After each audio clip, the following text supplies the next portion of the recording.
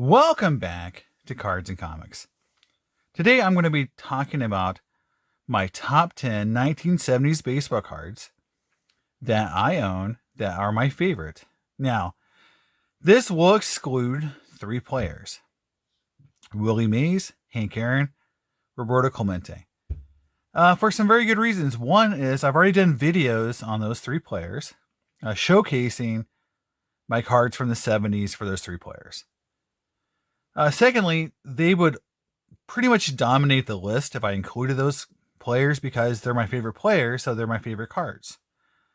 So that would kind of defeat the purpose of a list where I want to show, let's say, some other cards I never really showed on this channel, or just want to talk about why the cards I may have shown in previous, let's say, mail day videos, or and, if you're on my Instagram, maybe I posted the, photos of them before, but why I think they're my favorite cards, like my rationale, because it's going to be their nostalgia. There's some nostalgia built into the card, or they were kind of a collecting achievement. I finally got the card. So I just want to go through and talk about each card, and I'll go in order from, 1970 through 1979. Now, not every year is going to be included. And when I actually started the idea for this video, which was encouraged by a few collectors, they're like, hey, you post all these cool 70s cards, but you never really talk about them. Why don't you go do a top 10 video? And when I thought about it, I said, well, should I do just based on value, based on rarity?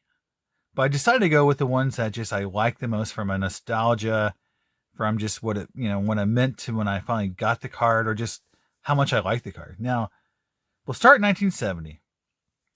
This card is not, I call super expensive card, but to me, it's got one of the greatest photos because it just shows the joy of baseball, and it's the 1970 Ernie Banks. And again, if you look at Banks, he is smiling a huge smile. He looks like he's having the best day of his life. And it's just, to me, iconic. Cool pose, a batting pose. It's just a fun card. Now, as a kid getting into vintage cards, this card has always been pretty, inexpensive. And, Banks is a great player. So it was just one of those cards I could afford. And so, as a kid, I'd have this card. When I first started getting graded cards, I'd have this card in an 8. And it felt like I had a really cool card, even though it wasn't that expensive. And so it was just great to have a player like Banks on a card that was, to me, visually, a great card, but it didn't kill me from a cost perspective. And then later on, I was able to secure an 8.5, which is, to me, as high of a grade as I need. I don't need an 8 in this card, a 9 in this card. I think an 8.5 is great. This card's very well centered. What I love about this card is the back. Now, this back is just like blazing white. It's one of the cleanest backs I own of any card. It's just super bright and white. So, again, as a kid, I say as a kid, but when I graduated college and started collecting vintage, graded cards and full on, this is definitely one of the first cards I picked up because, again, I could afford it. And I've always just loved that photo. So card number 1, 1970 Ernie Banks. Card number 2. Now this goes completely in the opposite direction. And in all honesty, the 71 set could take up my whole top 10 because my favorite year is 71. I love the design. I love the fact that there's a lot of rare cards in the 71 set. And honestly, the value is there. I mean, they're hard to get, they're hard to grade, they're hard to find, and they're worth a lot. And I think a lot of them look just really cool. This card I have shown off. I actually picked this up in Indianapolis when I was there for my buddy Russ, who basically just gave it to me for just a little bit above what he paid for it. It's a really good deal. He's one of my big buddies, and it's a 71 Peachy Nolan Ryan. PSA 8. Super tough card. I'll throw the pop count in the video just so you understand how rare it is. It's not the rarest, Nolan Ryan card ever made, but, there's not thousands. And, I'm sure there's not even hundreds. Now, the Topps card itself is very expensive. The Peachy card, to me, should be, worth probably, this is going to sound silly, but I would say that, hopefully when people get really smart about Peachy cards in the future at some point, I think they should be worth double. I honestly think, grade for grade, the Peachy cards are just that much harder to find. They should be worth 1.5 to 2 times what the Topps card is. That's just, from my experience and just how hard these cards are to find. But again, this is one of those great, you can see the price sticker. It was on it when I first grabbed it, and I didn't pay that for it, but it just shows you what this card could be worth. And again, the Topps card is very expensive as well. But there you go. Just a card that I never thought I'd actually own, and that's why it's on the list, is because I got it only because a buddy of mine had it, so I was able to get it from someone who is a great friend of mine. And secondly is it's just one of those cards that, it's just so rare, you never think you're going to actually own a card like this because, even major, Nolan Ryan collectors don't even own that card because, again, in that grade, because of just how hard they are to find. Next up is, a card from a player, that, I don't collect as a general rule. I don't have a ton of his cards, but this is probably, just from a cool factor card, 71 Topps, Reggie Jackson. This card has a lot going on. One is, this is one of the harder to get 71 8s in the set. It's a low number. For some reason, the low numbers seem like they're harder to find. But I love the fact that he's in his, yellow and green uniform. There's not a ton of, to me, cards like this where he's got the double bats. It's just, he looks like a stud, it's just a very aesthetically pleasing card, and it's a rare card. You can see the back here, and again, if you want to compare it to the Peachy back, you can see the difference in color there. And again, value wise, these are very expensive cards. Now, COVID pricing, these cards, went through the roof, to the moon, and now they're back down again, like a lot of other cards, but still very expensive and pretty hard to find. You don't see this card for sale on eBay every week. This is a pretty tough card, and a card that, honestly, when I was putting 71s together, it just never was a card I could find very often. Even if I was on eBay or on card shows looking for this card, it's one you don't see very often. And I'd say you go to the National, there's only 2 or 3 of these in a room at a time. There's just not a huge supply of that card. And so that's why it's on the list. Next up is a card that from the 71 set, and you'll see a pattern emerge here. Because again, these are my favorite cards, and the 71 set is my favorite set.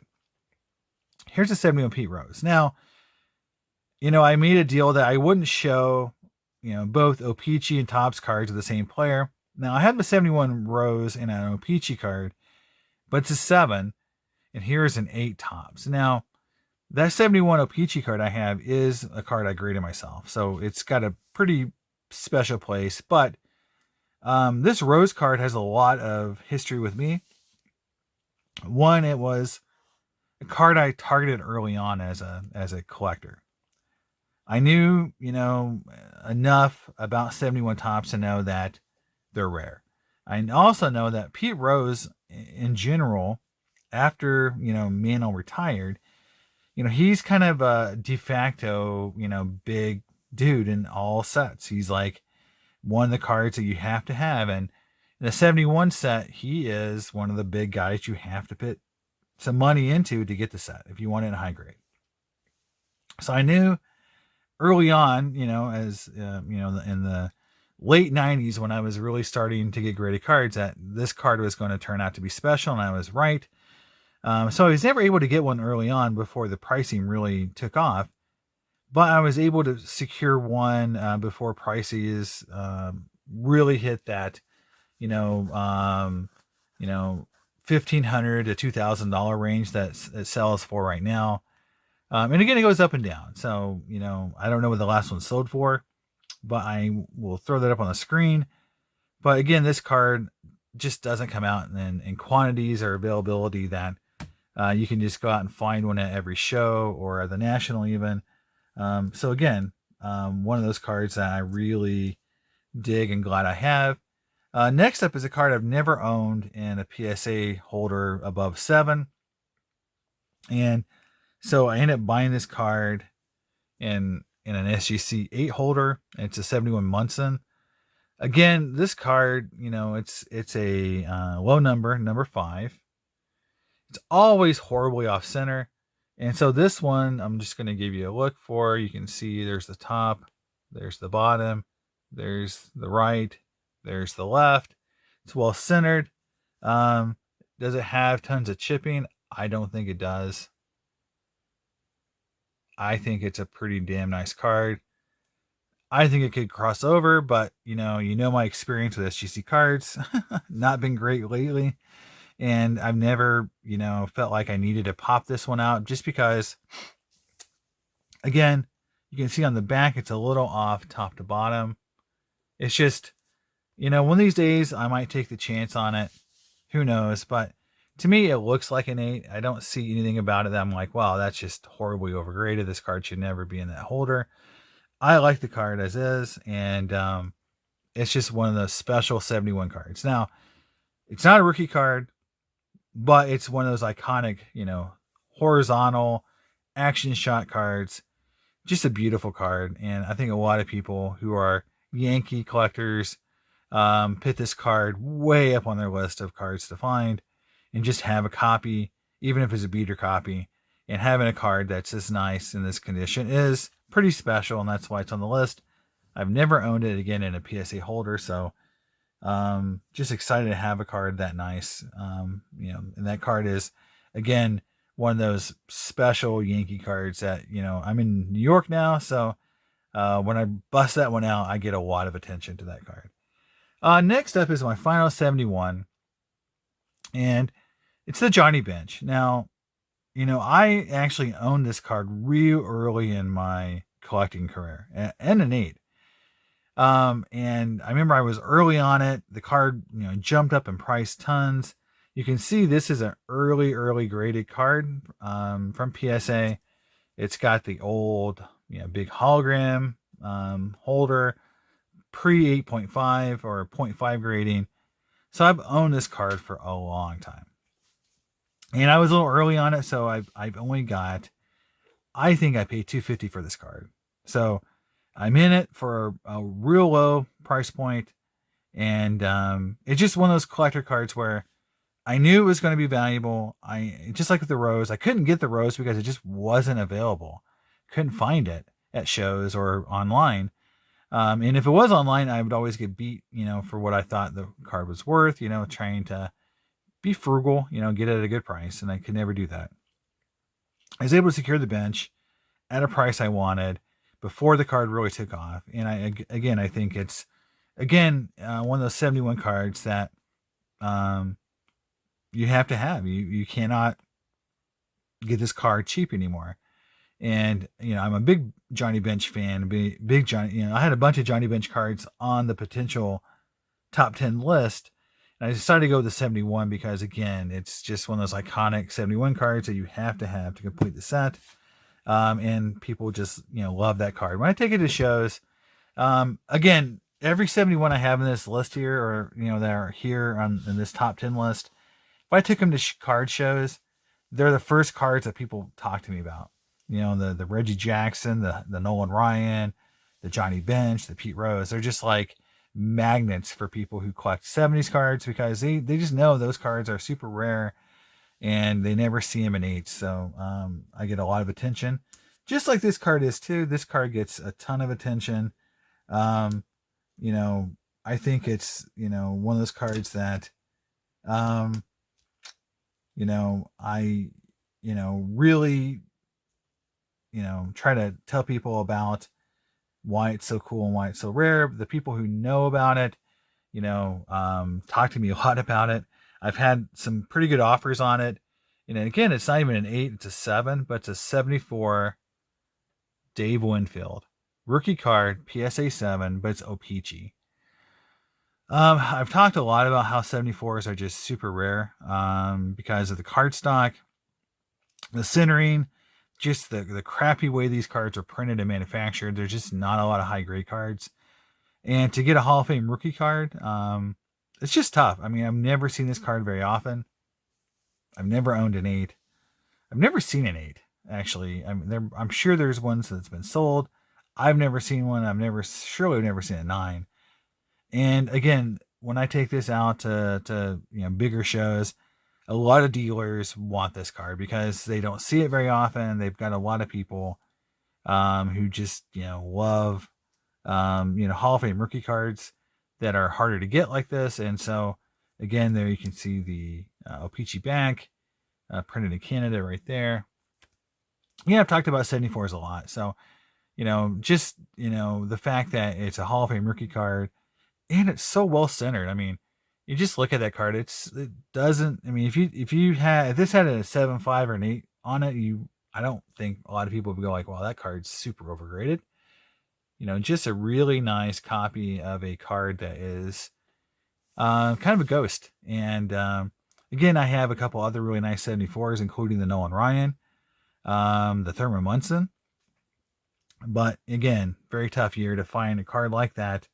And I also have the Dave Parker as well. So very fun for me to have a card like that. Now, next up is a card that, again,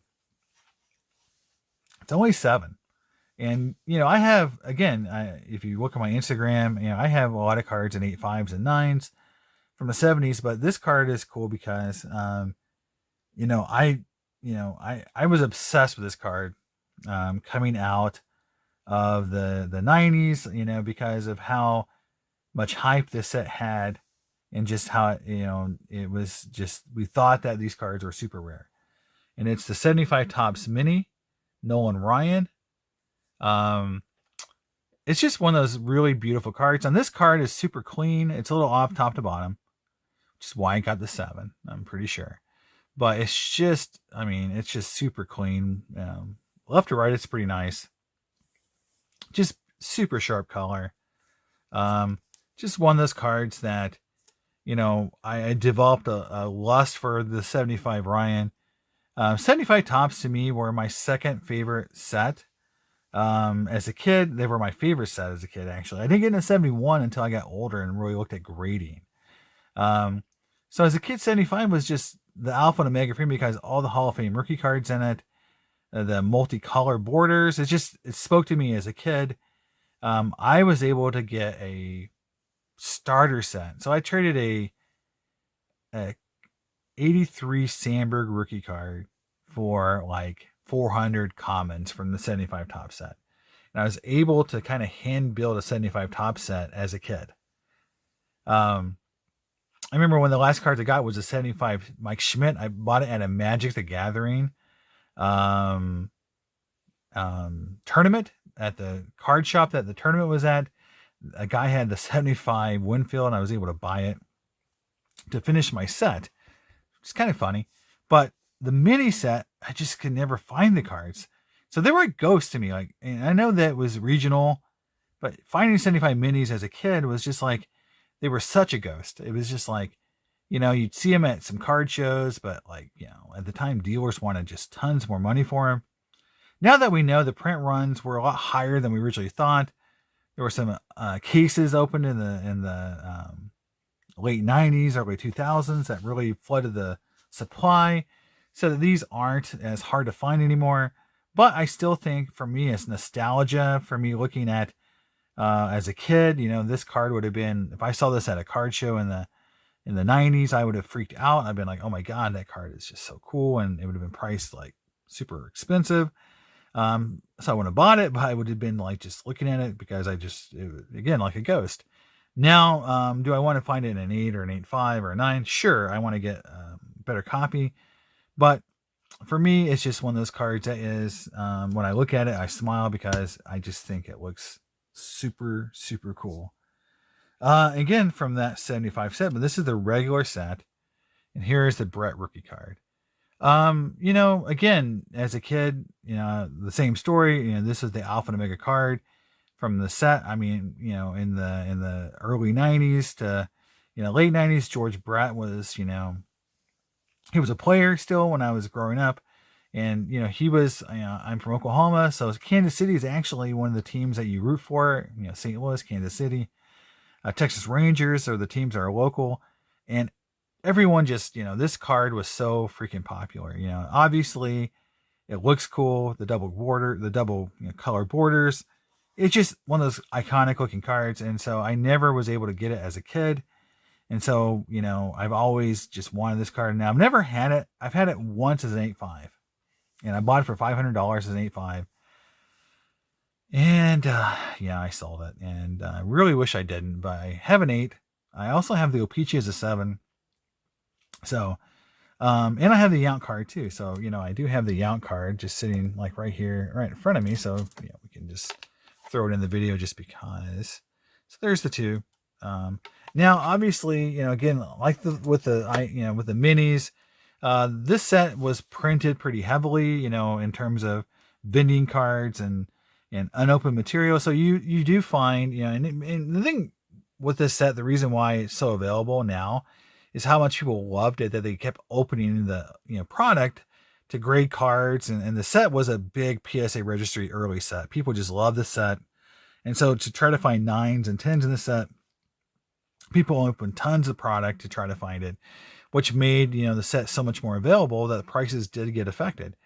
Now, I think as some of that inventory is just dwindled and dwindled and dwindled, you're seeing slowly the set kind of creep back up again in price. So I think in the future, this set's got a lot of runway because it's such an iconic and beautiful set. And again, one of my favorite cards of all time. And, again, I have the O-Pee-Chee version and I have the mini. So I have the mini as a 7, the O-Pee-Chee as a 7, and the top. So I actually have all 3 versions of that card. Now, next up is a card that is a player I love, Tom Seaver. I've talked about Tom Seaver, how he's very undervalued.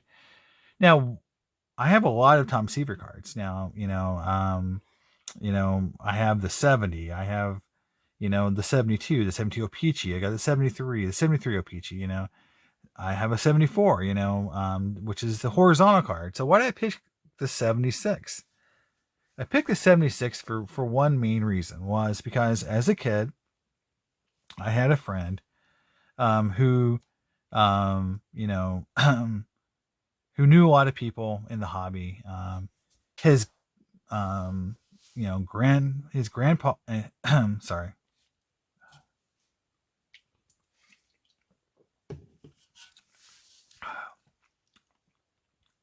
Three, 2, 1. So I had a friend.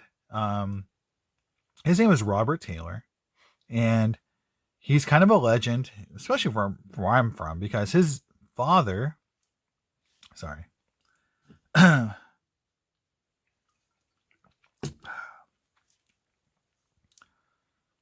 3,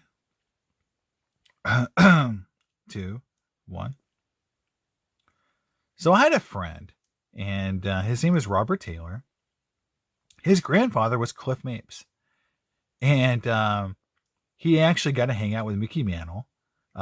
He knew Mickey Mantle's son, David. And it was just, he had all these connections. He actually went to Yankee old-timer games. And he just seemed like so cool. He had all this autographed memorabilia. He was kind of a legend in the area from a collecting perspective. He had like Ty Cobb autographs on T206 cards. It's just crazy stuff. So he knew my dad. They umpired softball games together. Robert was an umpire. He, my dad, umpired as well. And so they kind of hung out and they collected together, back when, because, I started collecting, my dad started collecting. He knew Robert collected. So we kind of hung out with him sometimes.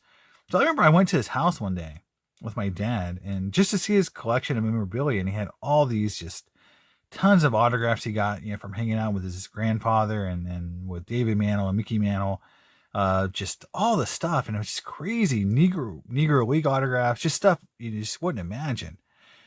And so we're sitting there, and we brought over some cards, and my dad's going through some, just asking, hey, do you have anything you're willing to sell or trade? And eventually we got down to some cards that he was willing to get rid of. But this guy was a big time collector. He didn't want to get rid of anything at the end of the day, but he did let me trade for a 76 Tom Seaver. And again, this is when I'm really young. This is like when I just started collecting, like around that 89, 90 time period. I started in 86, but I really didn't start collecting with my dad until around 88. So it was really around the 88, 89 time period that I went over to his house, and he traded me some modern cards for a 76 Seaver. And it was a beautiful card. I remember as a kid, this card looks really mint, and and this guy took care of all the stuff. And I remember the funny thing about it was he set up at a card show later on that he ran a card show where he had David Mantle come and sell a bunch of Mickey Mantle autographs, including a ball, which we bought.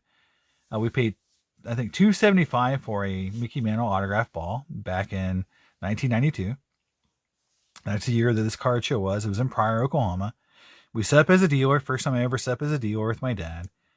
And Robert comes over and he's like, hey, do you guys saw that 76 Tom Seaver I traded you? And we're like, yeah, we think so. It's somewhere at home. We didn't bring it. And then he's like, oh, well, would you mind if I got it back from you? Because that card was so nice, and I'm kind of missing it.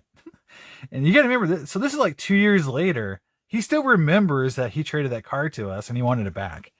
And so now that original card, I have no clue what eventually happened to it. If we traded it, sold it, whatever. I don't know. But so whenever I see the 76 Tom Seaver, it just reminds me of that story, being in Robert's house as a kid, seeing all that cool memorabilia, getting my first cool vintage card that I can remember. And then him being like, hey, do you still have that card? Because I want it back. So it's just a fun story. And that's why I always love this card. It's not, let's say, the best Tom Seaver card I have, but it is a mint 9. So it is a really nice, sharp copy. And I really like the fact I have a 9 in this card because it reminds me of that really nice card I had as a kid. So again, it's huge nostalgia there for this card for me. It's not a huge value card or a really rare card, but it's just a card that when I see it, I'm like, man, that takes me back to that 1988, 89 time period. Like instantly, it's just like a time warp. And the last card here, is a card that, for people who are in the know, they know this card. They know this card is super rare. This card is a ghost. Anything above a PSA 7. 8s and 9s are just, you can find an 8, but it's going to be expensive and it's still really rare to find. This card is a corner sheet card, so it's always cut off center, crooked. It's just a card that has gained tremendous popularity and almost kind of like a, it's again, I say it's a ghost, or it's just got this mythic quality to it because it's just so hard to find. Now, it is a second year card, a very popular player, so that doesn't hurt. But I remember as a kid, again, it was in St. Louis at a TriStar show. And I had read about this card a little bit. I talked to some dealers about it. And there was a guy who had a PSA 9 of this card. And the thing that was crazy about it was, back in those days, having $1,200 or $1,500 was, not always the case for me and my dad collecting. But we had got into some vintage cards and got them graded and sold them and made some really good money for us at the time. And I actually had enough money. And so the dealer had this card, and it was a 9. He wanted $1,500, so he's willing to go down to 12 at the show. And I remember talking to my dad and telling him, man, this card's really rare. And I know we've talked to some dealers who were telling me that this card was really hard for them to find. And they thought it was a card that was going to always be hard to find because of how, it was on the sheet, it was a corner card and all that. And so we really contemplated buying that card, but the reason why we didn't was, for some very basic reasons. One, it was a 70s card. And, in the 90s, like that, those weren't that rare. And we just thought, well, eventually they'll find more of them and, it won't be, that expensive and we could just get one later. Two, we thought, well, for that amount of money, we could buy a lot of Mickey Mantle, Willie Mays cards or whatever, which was true.